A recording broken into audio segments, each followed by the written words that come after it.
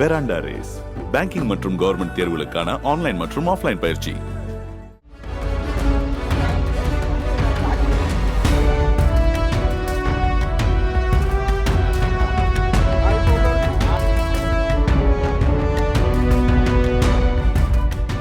தென்காசி மாவட்டம் கடையம் அருகே மந்தியூர் பகுதியில் உள்ள கிணற்றில் இருந்து கொடிய விஷம் கொண்ட 2 கண்ணாடி விரியன் பாம்புகளை வனத்துறையினர் மீட்டனர். அவை இரண்டும் வனச்சரகத்திற்கு உட்பட்ட அடர்ந்த வனப்பகுதியில் விடப்பட்டன.